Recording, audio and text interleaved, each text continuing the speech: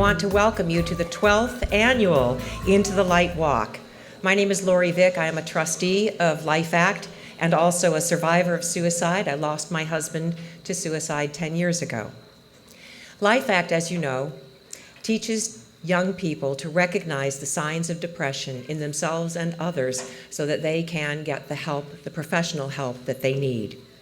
Now, when I first became involved some 9 years ago, I have to say in the zoo, there were just a couple, maybe a couple hundred. So to look out, and I wish everyone had the vantage point I do because it's really quite beautiful to see all of the people stretching, filling the pavilion and beyond out into the open area there.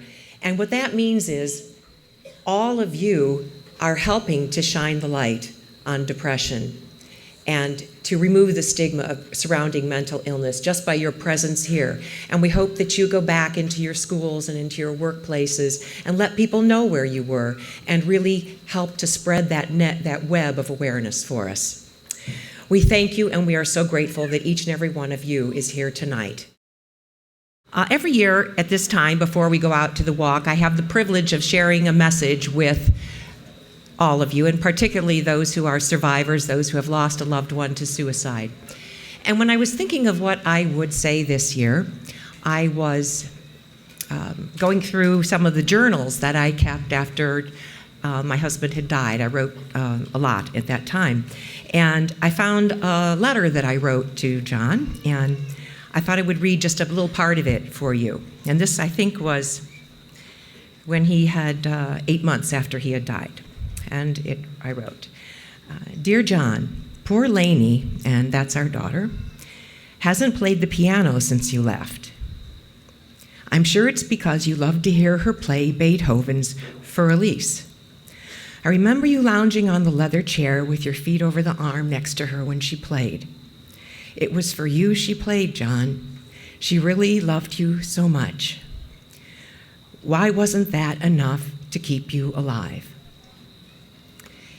And so it was a pretty sad day when I wrote that.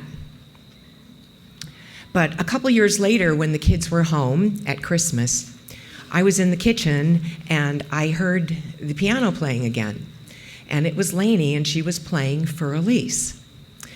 And still to this day, every time she comes home, she plays that song. And I think it's because she's playing it for her dad, and it was a happy memory.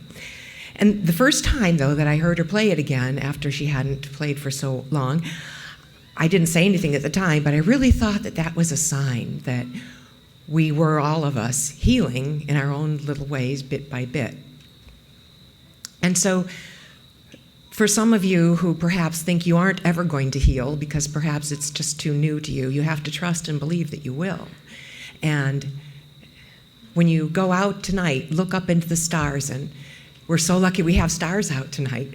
So find a star and hang a happy memory of your loved one on that.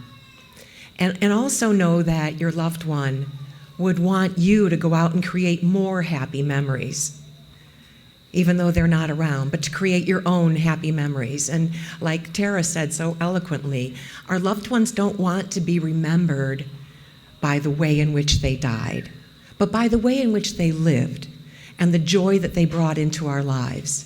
And they do want us to be happy and have joy in our lives. And as I said, it's hard to believe, but once you open your heart up and let happiness and little joyful memories come into your life, they will seal up the cracks that were broken when you lost your loved one. So go out and have a wonderful walk, and may you be inspired to heal, and may all of you be inspired in your own way to help raise awareness so that others don't have to suffer as our loved ones suffered. And thank you.